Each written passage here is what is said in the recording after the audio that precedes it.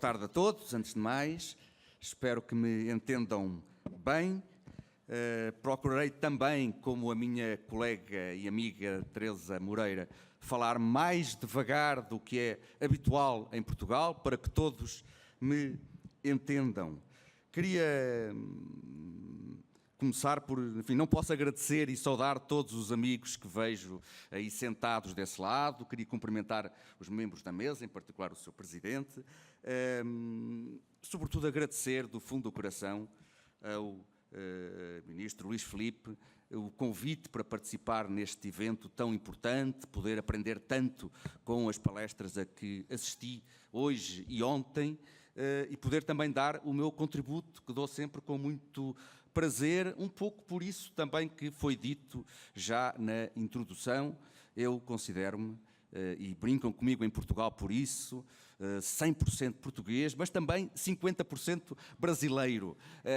E por isso é sempre com muito gosto e procuro sempre aceitar os convites que surgem para participar e para trocar experiências com os colegas brasileiros sobre estes temas do direito do trabalho, os temas que todos nós gostamos, que nos apaixonam,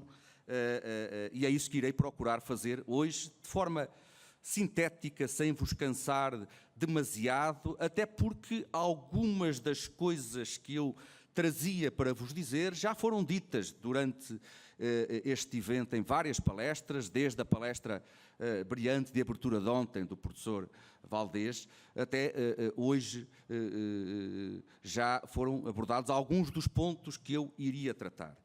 O tema da minha palestra é um bocadinho ambicioso em excesso, as reformas trabalhistas no mundo, análise dogmática. Eu vou fazer vou reduzir um pouco essa complexidade. Eu propunha-me talvez falar nas reformas trabalhistas que tem havido neste século XXI, um pouco para mostrar, por um lado, que elas de facto têm características comuns. O que aconteceu agora no Brasil tem algumas semelhanças com o que tem acontecido na Europa, em alguns países europeus, e eu vou utilizar sobretudo, naturalmente, o caso português, que é aquele que eu conheço melhor, mas como também já ficou ontem claro, depois da palestra do professor Valdés Dalré, há muita similitude na fundamentação, no discurso, nos princípios que governam, que pautam estas reformas trabalhistas um pouco à escala mundial. Todas elas podem resumir-se nessa palavra tão utilizada, tão abusada, que é a da flexibilidade ou da reforma flexibilizante. Bom, se há a palavra que concentra, enfim, que sintetiza toda esta tendência que tem percorrido nos últimos anos, nas últimas décadas, eu diria, o direito do trabalho, é essa, flexibilidade.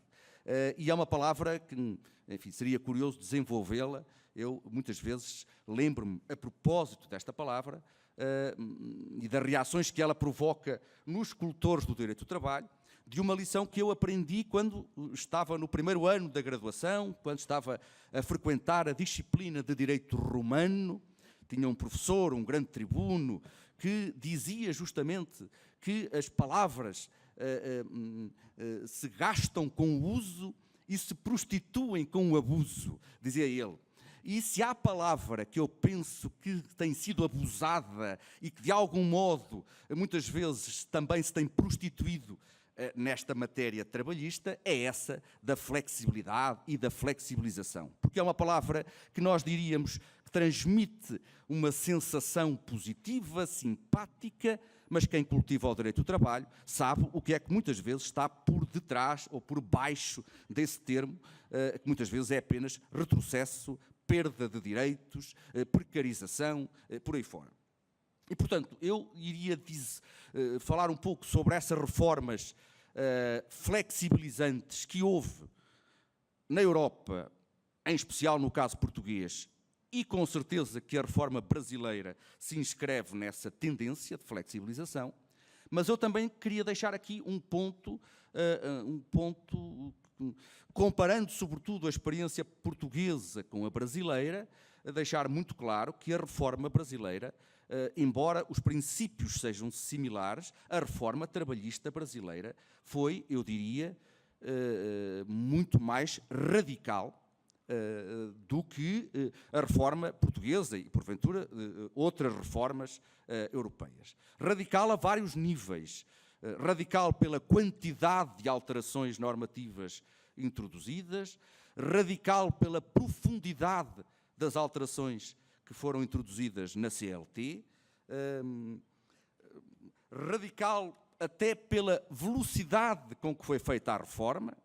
eu diria impensável num país europeu, pelo menos em Portugal, enfim, uma reforma desta dimensão, com esta envergadura, com este impacto, ser feita tão rapidamente e com tão pouca discussão, enfim, nos fóruns, por parte de trabalhadores, de associações empresariais, de universidades, foi tudo feito demasiado, de forma, julgo eu, excessivamente veloz. E eu diria também que a reforma trabalhista brasileira, comparando-a com o caso português, e irei dar alguns exemplos para não transformar isto numa retórica demasiado abstrata, alguns exemplos para demonstrar justamente que aqui no Brasil se foi muito mais longe do que a que sucedeu nos países europeus, sobretudo em Portugal, em matéria de flexibilização, digamos, das leis do trabalho. E eu diria também a reforma brasileira foi mais radical, porque foi uma reforma, eu diria, de sentido único, ou penso que é assim que dizem aqui, de mão única, isto é, não houve compromissos, não há compensações, não há aquilo que houve em Portugal, pelo menos, eu darei também um ou outro exemplo, isto é, de reforma que flexibiliza, que em alguns casos retira direitos aos trabalhadores, mas que noutras matérias também tenta compensar, pelo menos até certo ponto, e tem uma matriz um pouquinho mais compromissória. Eu, pelo menos, olhando, claro, com os olhos de um europeu, de um português, por aquilo que leio da reforma trabalhista brasileira, não vejo esse sinal de compromisso e, portanto, também por isso foi uma reforma mais violenta ou mais radical. Isto tudo para dizer que, se calhar, provavelmente no final, a minha mensagem, apesar do que disse agora o ministro Maurício Godinho, se calhar vou ser um bocadinho mais pessimista, pelo menos eu diria no curto prazo. Já alguém disse aqui de manhã, citou o Keynes, não é? De que a longo prazo estamos todos mortos, portanto podemos abstrair do longo prazo. Também penso que pelo menos a curto prazo os sinais não são de modo a suscitar muito otimismo. Repito, não que eu seja cultor do imobilismo, ou seja, contra a modernização das leis do trabalho. É óbvio que as leis têm que mudar, que o direito do trabalho tem que se adaptar à sociedade do século XXI, ao trabalho e às empresas e à vida de 2018, e não pensarmos que estamos nos anos 50 ou 60 ou 70 do século passado. Mas aquilo que também já foi dito por vários palestrantes, a ideia de que é possível modernizar, mantendo-nos fiéis aos princípios clássicos do direito do trabalho, porque esses não perderam atualidade, enfim, a meu ver, é o caminho que devemos seguir. Tenho muitas dúvidas que, pelo menos no curto prazo, estejamos a caminhar para aí. O ministro Luís Filipe ontem usou essa expressão de que tinha a ideia de que não havia vontade de constituição, não é? Eu gostei dessa expressão, também acho que não, também não tem havido muita vontade de constituição em Portugal. Esse também é um traço que nos aproxima uns dos outros, quer a Constituição brasileira, a Constituição cidadã, que está a fazer agora 30 anos, quer a Constituição portuguesa, que fez 42 anos, quer, imagino, julgo eu, a espanhola, que agora fez 40 anos. São constituições, eu diria, antropologicamente amigas do mundo do trabalho, contêm um catálogo de direitos fundamentais dos trabalhadores,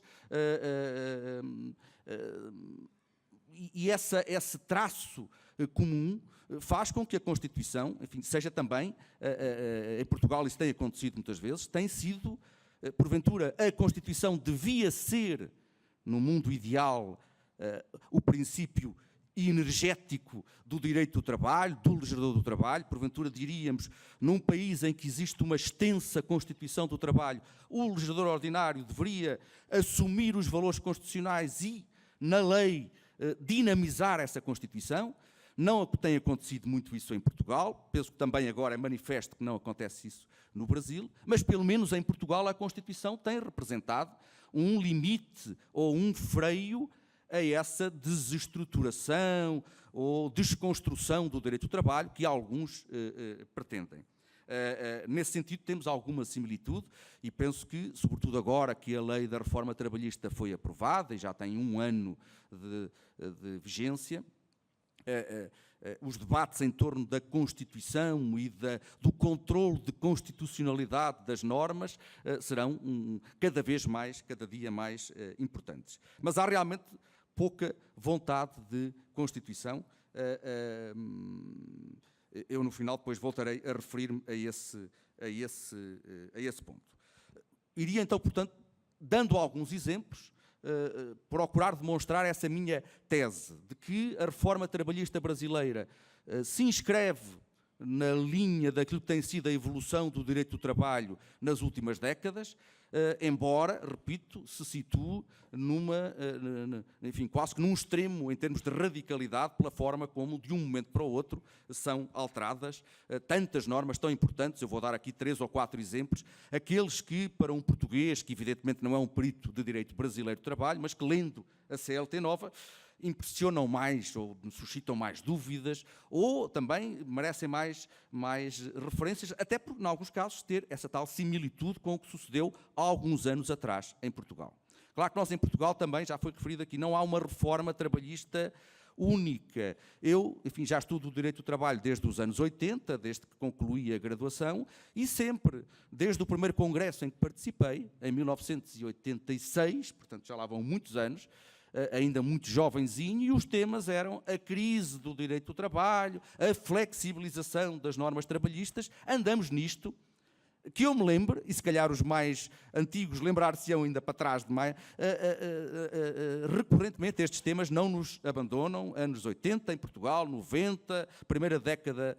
do século XXI, já estamos daqui a pouco a terminar a segunda década e andamos um pouco sempre à volta destas discussões, flexibilizar o direito do trabalho, como sinónimo, ou procurando alguns que isso signifique modernizar o direito do trabalho. E eu julgo que isso não é propriamente correto. Bom, ponto de partida, eu não vou perder muito tempo com isso, o auditório é muito qualificado, mas todos nós sabemos o que é que fez nascer este ramo do direito, para que é que surgiu o direito do trabalho. Não vou, repito, maçar-vos com isso, mas, apesar de tudo, convém vincar esse ponto. O direito do trabalho já aqui foi referido, o tal ADN, o Código Genético do Direito do Trabalho, nasceu para regular, para tentar, dizem alguns, civilizar uma relação de poder, que é a relação que existe entre entidade empregadora e trabalhador. E nasceu como um direito de tutela, como um direito de proteção do trabalhador subordinado. Nasceu como um direito que não confia nos automatismos do mercado, que não confia no princípio da liberdade contratual. Nasceu como reação às consequências nefastas que o princípio da liberdade contratual aplicado sem limites introduziu no mundo do trabalho e as consequências sociais e o trabalho degradante em condições insalubres, com horas infinitas de trabalho, sem descanso, sem pausas, com salários paupérrimos. Foi como reação a esta situação que, todos nós sabemos, o direito do trabalho surgiu. Falou-se aqui de manhã se podia ser um direito do trabalho subversivo enquanto anticapitalista. Não irei entrar por aí, penso até que não, que é um direito que se insere perfeitamente no sistema e numa economia de mercado, numa economia, digamos, baseada na propriedade privada dos meios de produção, mas surgiu justamente com esse intuito de proteger a parte débil da relação, o trabalhador. Por isso, também se diz aqui muito no Brasil e por todo o lado, falou-se aqui muito de princípios, sempre o princípio central do direito do trabalho foi, penso eu que continua a ser, mas hoje está a ser muito questionado, o princípio da proteção e todos os seus corolários. Este foi o ADN, portanto, a ideia de que era necessário, a certa altura da história, criar uma ordem jurídica, um ramo do direito que procurasse, sobretudo, limitar a concorrência livre e aberta entre os trabalhadores desesperados na procura de um posto de trabalho, evitar aquilo que também já foi aqui referido de manhã, a tal corrida para o fundo, a race to the bottom, a ideia de que, não havendo normas que limitem a liberdade contratual, o tal trabalhador hipossuficiente, aquele que depende economicamente dos rendimentos do trabalho, irá aceitar quaisquer condições de trabalho, por mais baixo que seja o salário, por mais elevada que seja a carga horária de trabalho, ele, na mira de obter o emprego, que é a sua fonte de rendimento, aceitaria tudo, e aceitou tudo, historicamente. Bom, o direito do trabalho surgiu para limitar esta corrida para o fundo, e daí que seja um direito constituído tradicionalmente por normas imperativas, por normas mínimas, protetoras do trabalhador, e portanto, historicamente, todos nós temos isto, não temos isto bem sabido, não vou amassar-vos mais, surgiu como um direito, diríamos basicamente como um direito social, com essa função principal, assegurar o trabalho digno, o trabalho decente, civilizar a relação de poder que se estabelece entre os sujeitos do contrato de trabalho, da relação trabalhista. Esta foi a missão histórica desde sempre do direito do trabalho e, digamos, isto foi aceito mais ou menos pacificamente, falando agora do caso específico da Europa, eu diria, até ao último quartel do século passado. Os tais anos gloriosos do direito do trabalho, depois da Segunda Guerra Mundial na Europa, anos 40, 50, 60, meados da década de 70,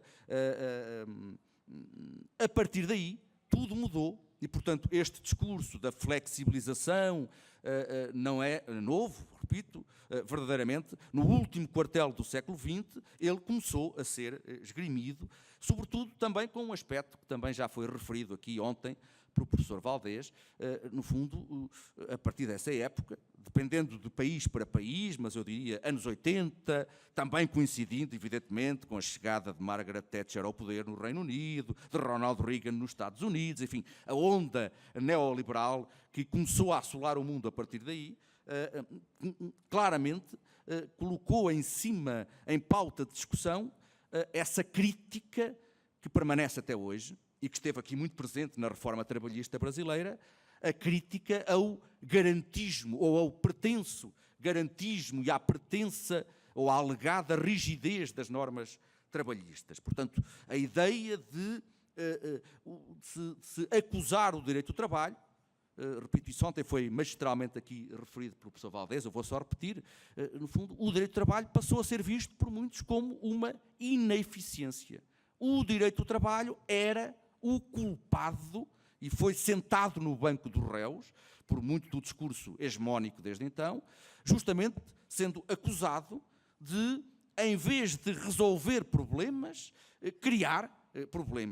problemas às empresas, dificultar a gestão da mão de obra empresarial e, eu diria sobretudo, começou a acusar-se as normas trabalhistas de serem elas as responsáveis, desde logo, pelo desemprego e pela subida do desemprego, porque impediam a adaptação, o dinamismo empresarial e, portanto, em último termo, acabava, diz-se, o direito do trabalho, nesse discurso, que foi também, pelo que eu pude observar, muito utilizado aqui no Brasil, a ideia de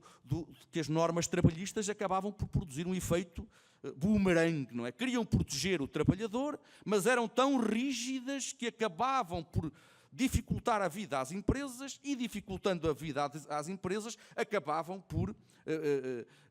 se repercutir negativamente para os interesses dos trabalhadores, provocar desemprego, etc. E, portanto, esse discurso do direito do trabalho como ineficiência, como um ramo do direito, ou como normas trabalhistas demasiado rígidas, ou julgadas demasiado rígidas, repito, normas que, em vez de resolver os problemas para que tinham sido criadas ou desenhadas, estavam a criar mais problemas, a dificultar excessivamente a vida às empresas e, portanto, a serem as principais responsáveis pelas taxas de desemprego, esse discurso instalou-se bastante na Europa, e eu penso um pouco à escala global, a ideia de culpar o direito do trabalho, as normas rígidas, garantistas, aqui no Brasil usam muito essa expressão, não é? Engessadas do direito do trabalho, e elas é que seriam as responsáveis por, enfim, muitos males, desde logo o mal do desemprego. Feito este diagnóstico, a solução, a terapia, é fácil. Era justamente dizer, bom, se isto é assim, então o caminho tem que ser o caminho de um direito do trabalho mais flexível. Bom, e a palavra flexibilidade passou a fazer parte do discurso de, eu diria, todas as reformas trabalhistas. Nós tivemos em Portugal, desde a década de 80, várias reformas já marcadas por essa preocupação, flexibilidade, introduzir flexibilidade na norma, a vários níveis, e depois tivemos, sobretudo, vários momentos em Portugal de reforma, já no século XXI. A primeira grande reforma coincidiu com a aprovação do primeiro Código do Trabalho português. Só tivemos um Código do Trabalho em 2003, também quem ler esse diploma e a exposição de motivos, toda a justificação é muito próxima daquela que eu pude ler, que esteve aqui presente, até no Senado, no Congresso Brasileiro, em termos de justificação das medidas, flexibilidade, criar emprego, melhorar a produtividade do trabalho, empresas mais dinâmicas. Logo, em última análise, isso vai ser bom para todos, inclusive para os trabalhadores. É um pouco esse discurso que se começou a afirmar. E, portanto, eu diria, a partir daí, esse novo direito flexível do trabalho, diríamos, começou alguns dizem a desestruturar o direito do trabalho, outros a recentrar o direito do trabalho, e verdadeiramente as preocupações ou a tónica passou a ser distinta. Fala-se menos agora em trabalho, mais em emprego, também o professor Valdés ontem referiu isso. A preocupação já não é tanto com o trabalho e com o trabalho digno e com a qualidade do trabalho, é sobretudo com as questões do emprego, desemprego e as taxas de emprego ou desemprego. Fala-se agora menos, em Portugal, designadamente, de estabilidade no trabalho, fala-se muito em empregabilidade dos trabalhadores, portanto, abdica-se da tutela ou relativiza-se a tutela contra o despedimento arbitrário, e, no fundo, insiste-se na tónica, o trabalhador não tem que ser protegido no seu contrato, tem que ser protegido no mercado e, portanto, tem que estar dotado de empregabilidade para que, se for despedido um dia, amanhã consiga rapidamente obter um novo emprego. O desemprego deixa de ser um drama para os trabalhadores, até nem se devia utilizar, alguns chegaram a esse ponto, até sobretudo na lógica do discurso da flexigurança ou flexissegurança. Não se fala mais em desemprego, eu não estou desempregado, eu estou a transitar, estou em trânsito entre empregos. Perdi um, mas rapidamente irei, estou descontraído, apoiado pela tal malha que aqui foi dita de manhã pelo professor Hugo Barreto, de medidas de proteção social, etc. E encaro a perda do emprego sem qualquer trauma. Esse era o modelo que, evidentemente, talvez resulte na Dinamarca ou na Holanda, não resulta seguramente na América Latina e também não resulta em Portugal, que, tendo realidade distinta da sul-americana, também tem uma realidade radicalmente distinta da Dinamarca e da Suécia.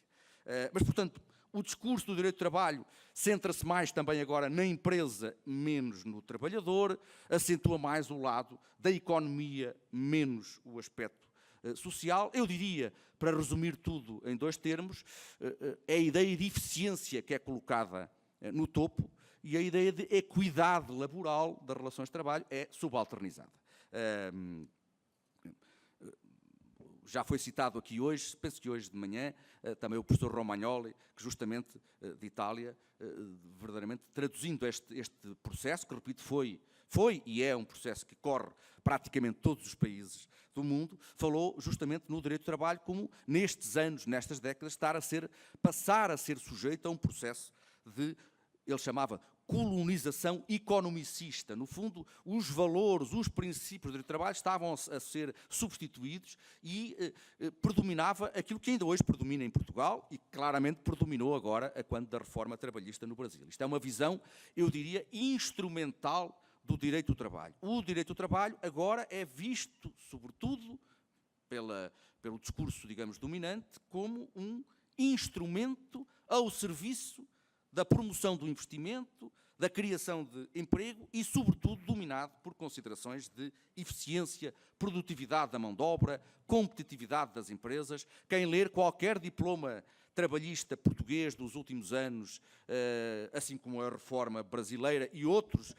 reformas que ocorreram na Europa e não só, em algum outro país que eu também conheço fora da Europa, são sempre estas as preocupações principais do legislador do trabalho quando reforma as leis do trabalho. Bom, que efeito é que esta mudança ou esta recentragem produziu no direito do trabalho? Bom, eu diria também de forma muito sintética, claramente, o tal princípio da proteção, que aqui no Brasil dão muito peso e bem, não é? E os vários desdobramentos desse princípio da proteção que constituíam, não sei se posso usar o passado ou o presente, digamos, a coluna vertebral do direito do trabalho, esse princípio da proteção está a sofrer um processo de erosão muito acentuado. Isso verifica-se a vários níveis e verificou-se em Portugal e também no Brasil. Por exemplo, alguns aspectos comuns, que me parece que de alguma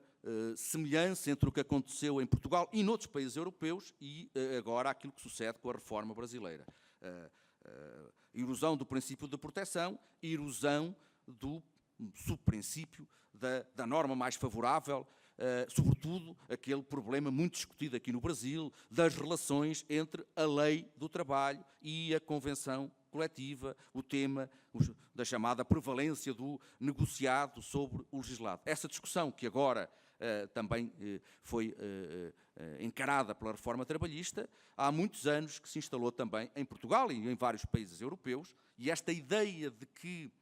o negociado, a convenção coletiva de trabalho, pode prevalecer sobre a lei, pode afastar a lei do trabalho, mesmo que introduza um tratamento menos favorável para o trabalhador, aí está uma das linhas de força da flexibilização trabalhista que foi introduzida no ordenamento laboral português no ano 2003, com o primeiro Código do Trabalho. Até aí, digamos, o nosso direito do trabalho era muito, assentava no princípio que toda a gente, ou pelo menos, enfim, a maioria dos autores considerava lógico, de que a convenção coletiva serviu para, justamente, reforçar e como instrumento de progresso social e não propriamente para introduzir condições de trabalho inferiores aos patamares previstos na lei do trabalho. De algum modo até, isso é que faz sentido, eu até diria, sobretudo em países como Portugal e o Brasil, porque creio que nisso estamos também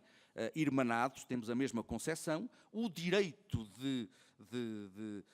negociação coletiva é um direito que a Constituição portuguesa reconhece aos trabalhadores, é um direito fundamental dos trabalhadores. E penso que no Brasil é a mesma coisa. A Constituição brasileira consagra o direito de negociação coletiva como um direito fundamental dos trabalhadores. É evidente que para haver negociação coletiva tem que haver duas partes. Tem que haver representantes dos trabalhadores a negociarem com os representantes da entidade empregadora ou as confederações ou as centrais patronais. Mas a verdade é que não é por acaso que a Constituição dos nossos dois países, julgo eu, reconhece que, embora nesse processo de negociação haja dois sujeitos, como em qualquer contrato, verdadeiramente o direito fundamental de negociação coletiva é reconhecido aos trabalhadores. Isso não é por acaso, porque justamente a Constituição recebeu essa ideia historicamente conquistada até pelos trabalhadores de que a convenção coletiva serve para, sobretudo, não quer dizer que seja a única função, mas a função principal da negociação coletiva, em regra, salvo situações excepcionais, salvo casos pontuais, deve ser a de reforçar os direitos dos trabalhadores e não a de afastar direitos que a lei concede aos trabalhadores, introduzindo tratamentos impégios em relação ao que está previsto na lei. Ora, aqui, eu diria, há uma evolução muito semelhante, neste ponto é verdade, entre o direito português,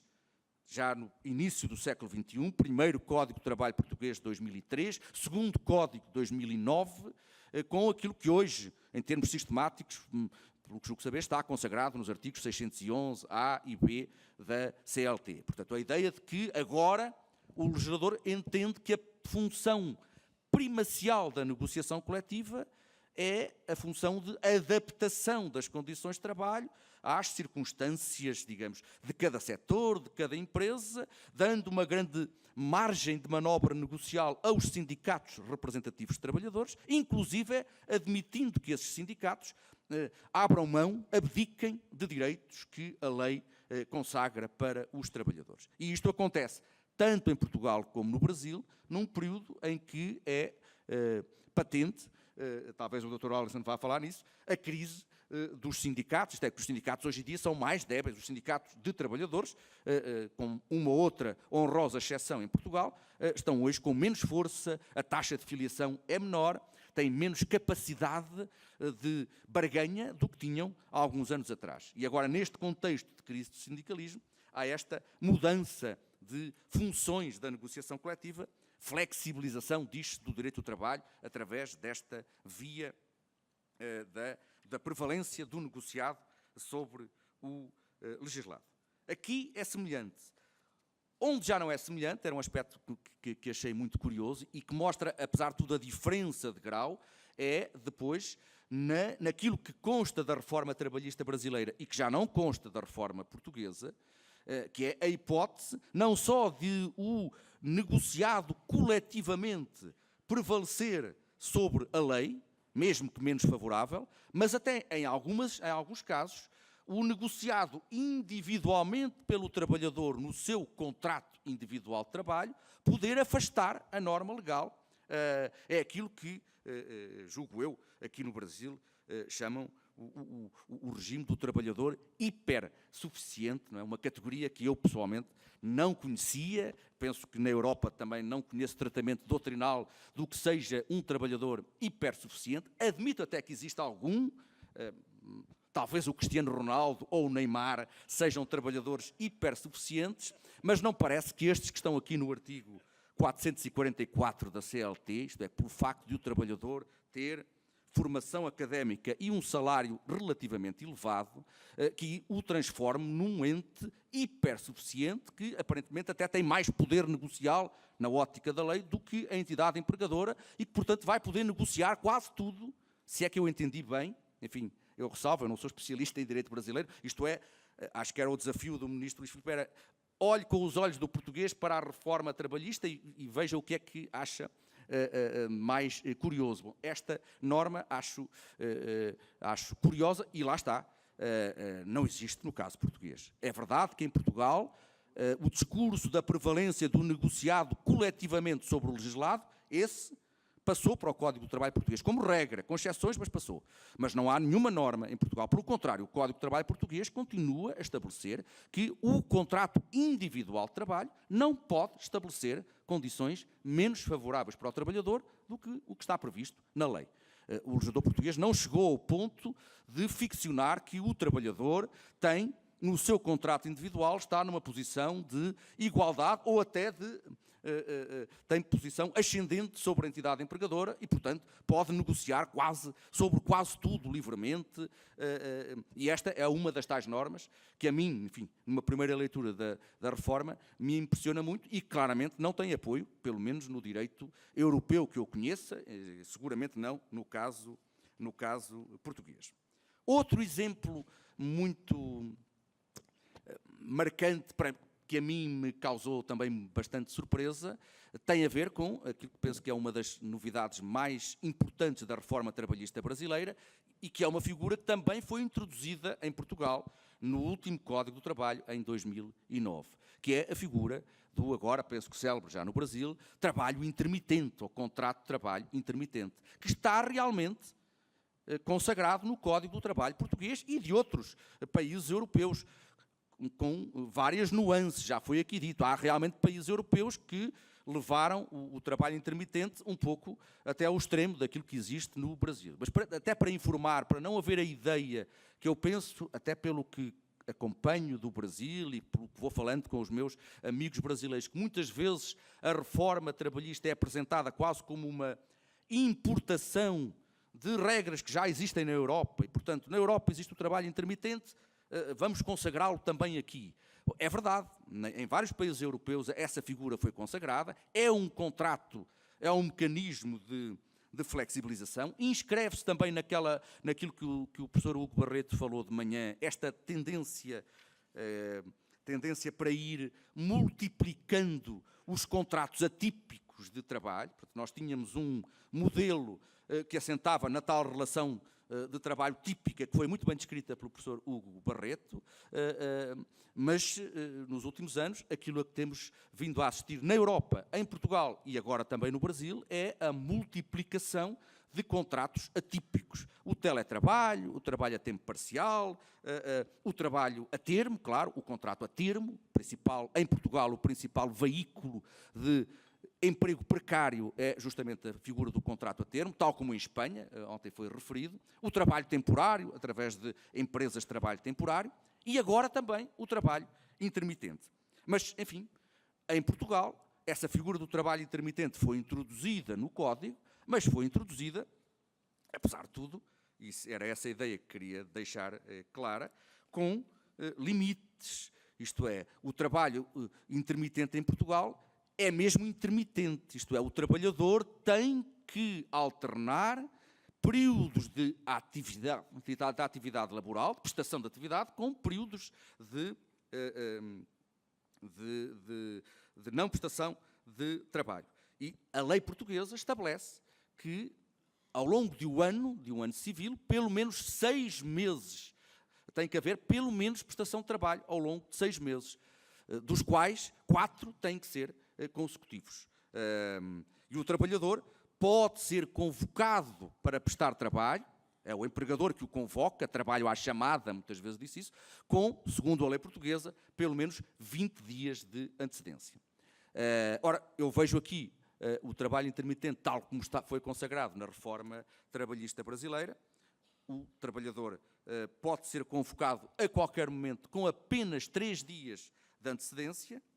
pode até não ser convocado nunca, ou quase nunca, e, portanto, esse período de inatividade não é considerado tempo à disposição do empregador, e, portanto, temos aqui um contrato muito curioso, que desafia também até a doutrina e os académicos, o contrato de trabalho, que nós aprendemos que é um contrato onde se troca trabalho por salário, pode aqui neste contrato intermitente, pelo menos na versão brasileira, traduzir-se num contrato em que nem haja prestação de trabalho. No limite pode, se eu não li mal a lei, pode haver 0 prestação de trabalho e, portanto, 0 salário para aquele trabalhador, que todavia tem um contrato, porque não há períodos, a lei não estabelece períodos mínimos de prestação de atividade laboral, sendo que, também importa referir, em Portugal, durante o período de inatividade, quando o trabalhador está parado, não está a executar trabalho, recebe, não a retribuição normal, naturalmente, mas recebe uma retribuição, uma compensação retributiva equivalente a 20% da retribuição. Aqui, pelo que eu vi, julgo que não recebe rigorosamente nada. E, portanto, algo estranho, não é? Um contrato de atividade, como é o contrato de trabalho, que se pode transformar num contrato ou num vínculo de heterodisponibilidade para o trabalhador sem atividade e sem retribuição, o que é uma figura muito estranha. Portanto, um contrato de trabalho sem trabalho real e sem salário garantido. E, portanto, eu diria isto é o levar ao extremo a tal flexibilidade, a meu ver, no mau sentido do termo flexibilidade, de tratamento do trabalhador, chegarei a esse ponto, quase como, ou mesmo como uma mercadoria, que foi aquilo que também já aqui em vários painéis, em várias palestras, foi dito que não podia acontecer. Último exemplo, sem vos querer amassar, repito, e com a humildade de quem é estrangeiro, mas que foi interpelado para falar um pouquinho disso. Um exemplo que para qualquer europeu, julgo eu, causa a maior estranheza, e quando se fala em retrocesso civilizacional, eu aqui julgo que não posso ter outra qualificação. Aquilo que agora a reforma trabalhista prevê em matéria de dispensa coletiva. Enfim, o direito da União Europeia, a União Europeia tem diretivas sobre esta matéria, da dispensa coletiva, que é evidentemente um direito da entidade empregadora, quando há motivos económicos, de mercado, tecnológicos, que levem a despedir em massa trabalhadores, mas há uma exigência mínima, que é quase, eu diria, civilizacional. Para haver uma dispensa coletiva válida, tem que haver, antes da decisão, um processo negocial entre a entidade empregadora, os trabalhadores envolvidos, tentarem negociar para tentarem arranjar soluções alternativas, minorar o impacto da dispensa, tudo isso. Ora, por aquilo que eu julgo saber, a dispensa coletiva não era regulada pelo direito positivo brasileiro, enfim, numa norma expressa, mas houve uma elaboração jurisprudencial muito rica, muito interessante, feita sobretudo a propósito do caso Embraer, não é, se não estou enganado, em que a jurisprudência acabou por firmar esse entendimento, que é um entendimento que não tem nada de subversivo, nem nada de... apenas esse entendimento mínimo. Tem que haver um procedimento, as pessoas têm que ser tratadas como pessoas. O empregador que queira despedir 1.000, 2.000 trabalhadores deve, antes de despedir, falar com eles, negociar, comunicar com os seus representantes e só depois dessa fase é que deve poder tomar a decisão de despedimento. Isto não tem nada de, repito, limitativo dos poderes empresariais, eu diria, é uma questão quase de decência e de tratar as pessoas, os trabalhadores, como pessoas. Eu olho, não sei qual é o entendimento que aqui prevalece sobre este novo artigo 477-A da CLT, que foi introduzido pela reforma. Mas aquilo que parece resultar do teor da norma, eu vou ler, grosso modo isto, as dispensas imotivadas, individuais ou coletivas, equiparam-se para todos os fins, não havendo necessidade de autorização prévia da entidade sindical ou de celebração de convenção ou acordo coletivo para a sua efetivação. E, portanto, fica-se com a ideia, não sei se é esse o entendimento correto, não é? Que o que a lei quer dizer, no fundo, é que os despedimentos coletivos não existem. São uma soma de despedimentos individuais e que não tem que haver negociação, não tem que haver procedimentos, não tem que haver consultas, auscultação. O empregador decide, paga aquilo que a lei manda pagar e o contrato acabou, não há qualquer necessidade de negociações prévias. Ora, isto é radicalmente contrário ao direito europeu, às diretivas da União Europeia, que naturalmente reconhecem a possibilidade de despedimento, mas que exigem, em todos os países da União Europeia, por força das diretivas, que haja esse procedimento de negociação, de consulta, de auscultação, de diálogo com os trabalhadores. E, no final desse processo, o empregador decide. Portanto, que fique claro, não é que os sindicatos tenham um poder, os sindicatos de trabalhadores tenham um poder de veto ou de recusa da dispensa. Não é isso que está em jogo. Mas que é obrigatória negociar, conversar, auscultar, ouvir. Isso é, segundo o direito de todos os Estados-membros da União Europeia. E, portanto, esta norma, por exemplo, seguramente não foi inspirada em qualquer ideia de importar ou de modernização derivada da necessidade de importar regras europeias. Pelo contrário, é radicalmente contrário. O que estava na linha da solução europeia era a orientação que se tinha consolidado ao nível do TST, e em que até penso que o ministro Godinho teve alguma influência. Isso sim, estava... agora não. Agora é a meu ver, aqui um retrocesso civilizacional, claro. E, portanto, eu diria... isto são apenas alguns exemplos, poderia dar outros. Estamos perante um direito do trabalho, a meu ver, em crise de identidade, muitos dizem isso, enfim. A axiologia própria do direito do trabalho está a ser questionada, colocada em xeque. Muitos dizem que estamos a transitar para uma regulação puramente mercantil das relações de trabalho. Aquilo que, também para usar uma expressão inglesa,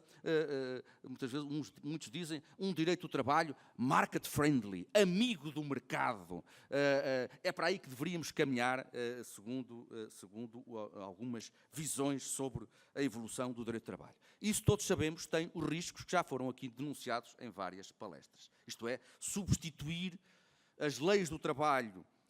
no fundo, por coisa diferente, por meras leis do mercado laboral, abandonando as preocupações sociais, centrando-se apenas em ideias de eficiência e de contenção de custos para as empresas, ou, se virmos de outra perspectiva, de maximização dos lucros para as entidades empregadoras. Isso corre o risco de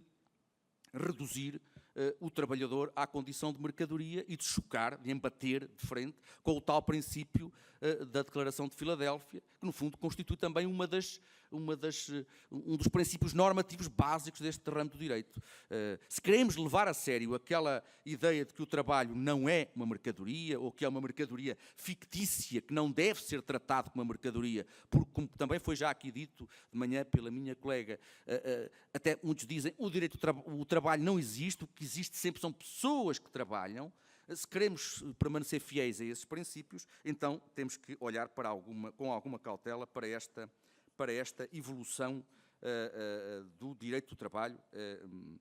nos últimos anos. Em todo o caso, também queria introduzir aqui uma última nota, julgo que ainda tenho alguns minutos. Também uma outra diferença, eu diria, clara, que existe entre a reforma trabalhista portuguesa e de outros países europeus e a reforma brasileira, é que, como eu disse no início, esta reforma parece ser uma reforma sem compromisso, que não tem normas de compensação. Em Portugal, muitas vezes disse, mesmo quando o Código do Trabalho de 2003 foi aprovado, claramente um código de flexibilização, na mesma linha discursiva, com a mesma narrativa, digamos, da reforma trabalhista brasileira, sempre se disse, não, é verdade, estamos aqui a flexibilizar, porventura a recuar em algumas matérias no que toca à proteção tradicional dos direitos dos trabalhadores, mas há outros aspectos em que há um avanço, há uma melhoria no enquadramento da situação dos trabalhadores. E isso passa muito pelo tema que a professora Teresa Moreira referiu de manhã, naquilo que diz respeito, sobretudo, aos tais direitos inespecíficos, isto é, aos direitos de que os trabalhadores são titulares, não por serem trabalhadores, mas por serem pessoas, por serem cidadãos. Os direitos de personalidade, designadamente, o direito à reserva da vida privada, o direito ao livre desenvolvimento da personalidade, por aí fora, esses direitos que agora estão a ser tão questionados, que sempre foram colocados em xeque numa relação de poder, como é a relação de trabalho, mas que agora, até por força das novas tecnologias, estão sujeitos também a um processo de desgaste muito grande, até onde vão os poderes de controle empresarial sobre o trabalhador, utilizando esquemas de monitoramento, meios de videovigilância, até onde pode o empregador verificar o conteúdo das mensagens de e-mail ou do WhatsApp que o trabalhador recebe ou envia, todos esses velhos problemas em que estão em jogo direitos de personalidade do trabalhador. Não são direitos como o salário ou as férias, que são os tais direitos específicos, são os direitos inespecíficos dele, os direitos dele enquanto pessoa, enquanto cidadão, os direitos que o Código Civil consagra para todos. Esse é um tema em que aí sim a modernização das normas trabalhistas é urgente, porque a tecnologia está a levantar problemas, até em termos de discriminação, etc., que antes não existiam. A questão do assédio. Em Portugal, o Código que flexibilizou o direito do trabalho de 2003 foi o primeiro a consagrar, a dizer o que é que se entende por assédio, a estabelecer os efeitos jurídicos do assédio moral e sexual no campo trabalhista. E, portanto, em Portugal houve muito esta ideia de que, com a flexibilização, recua-se nos direitos específicos dos trabalhadores, mas progrediu-se na tutela dos direitos inespecíficos dos trabalhadores, da tutela dos direitos do trabalhador enquanto pessoa. Não vejo nada disso aqui na reforma trabalhista brasileira. A única coisa que vejo, posso estar a ver mal, são normas, até que também me chocam a mim enquanto jurista europeu, penso qualquer, que procuram quantificar e limitar os danos morais resultantes da relação de emprego, para dar segurança e previsibilidade às empresas. E, portanto, criar aqui um sistema de tabelamento ou de tarifação do dano extrapatrimonial, que este também está em completa desarmonia com aquilo que tem sido a evolução do direito do trabalho em Portugal e penso que noutros países europeus, onde a maior sensibilidade para as questões de tutela da pessoa se tem afirmado nestes últimos anos e, portanto, eu diria, uma proposta a tentar limitar ou tabelar o dano extrapatrimonial seria completamente, eu penso que posso dizer que seria impensável em Portugal e penso que na maior parte dos países europeus. Também esta solução não foi, seguramente, uma importação de nenhuma solução europeia para o caso brasileiro. Portanto, eu diria que em conclusão, devemos e temos de modernizar o direito do trabalho. Não sou nada favorável, e até me assusta um pouco também alguns discursos demasiado imobilistas, isto é, que parecem nostálgicos de um passado que não vai regressar. Não adianta, o mundo dos anos 60 e 70 não vai regressar. E bem, apesar de tudo, bem, as coisas mudaram, hoje trabalhamos de outra forma, vivemos de outra forma, comunicamos de outra forma, há muitos problemas novos. É verdade, como foi dito também aqui ontem, e eu achei, não me lembro agora do nome da senhora que estava aqui na ponta, a Rosa, que chamou a atenção para isso, que eu acho que também devemos ter muito cuidado. Tudo isto é muito importante e a sensibilidade para o novo, mas não esquecer o que continua a existir de velho e de antigo nas relações de trabalho. Nós, até por sedução intelectual, estes temas mais novos entusiasmam-nos, a todos, a mim também, como a professora Teresa, como a todos, mas não nos devemos esquecer daquilo que continua a ser o velho trabalho subordinado, com a velha subordinação jurídica, que não desapareceu do cenário brasileiro, nem do cenário português. Continua a haver muito trabalhador que se encaixa naquele modelo clássico de subordinação, fabril,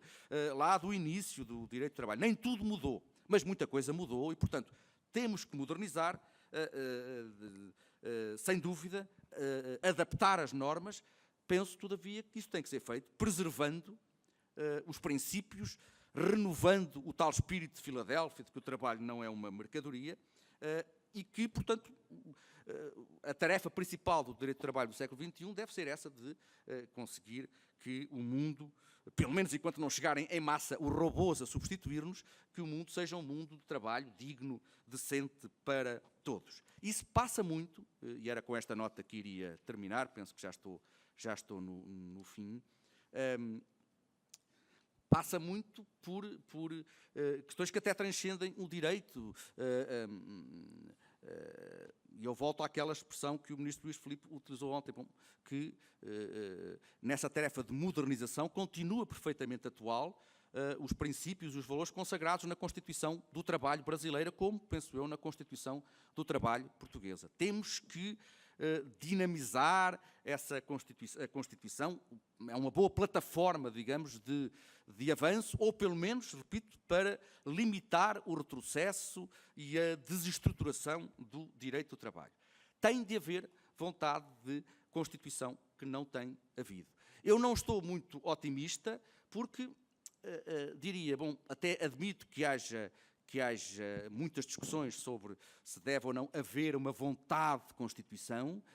mas nós estamos a viver um momento histórico, pelo menos na minha ótica, isto evidentemente é apenas a minha opinião, em vários locais do mundo, na Europa, em vários países europeus, porventura nos Estados Unidos, quiçá aqui no Brasil, em que, para um observador que vem de fora, às vezes duvida-se, já não é se há vontade de Constituição. Eu às vezes começo a duvidar se há vontade de democracia. E se nós começamos a colocar em dúvida aquilo que devia ser o patamar civilizatório inquestionável, na linha daquilo que foi firmado pelos constituintes em 88, então é difícil, para mim é difícil sair daqui com uma mensagem otimista. Acho que os tempos estão muito complicados para o direito do trabalho à escala mundial e parece-me, permitam-me dizer isto com toda a humildade que sou estrangeiro, que também estarão muito complicados para o direito do trabalho aqui no Brasil, porque já não se trata provavelmente apenas de saber se há vontade ou não de Constituição, pode questionar se há ou não vontade de democracia. E se chegarmos à conclusão que não há, então o retrocesso vai ser inevitável e só lá, a longo prazo, quando nós estivermos todos mortos, é que, porventura, as coisas irão mudar para melhor. Mas, portanto, era basicamente esta a ideia que vos queria deixar, sobretudo, é naturalmente a minha opinião pessoal, vincula-me apenas a mim, a de que não é, embora, repito, os princípios, e quem ler as exposições de motivos e a narrativa em torno do fundamento para a reforma sejam muito semelhantes em Portugal, no Brasil, em Espanha e noutros países europeus, aqui foi-se claramente muito longe muito radical, digamos, nesse sentido, e, em alguns casos, claramente em desarmonia com aquilo que, apesar de tudo, é o património do direito europeu do trabalho, em alguns casos, constante de diretivas da União Europeia que vinculam todos os Estados-membros da União Europeia. Portanto, não é, digamos, fundamento justificativo para algumas das soluções da reforma a invocação do direito europeu e de que isto é assim em Portugal, ou em Espanha, ou em França, ou em Itália, porque se começarmos a ir à parte técnica, e penso que quando falaram numa análise dogmática era para ir dialogar um pouco com aspectos técnico-jurídicos, isso não é verdade, em alguns casos. Noutros será, mas há outros em que manifestamente a reforma vai contra aquilo que ainda hoje é o património adquirido do direito europeu do trabalho. Obrigado pela vossa atenção.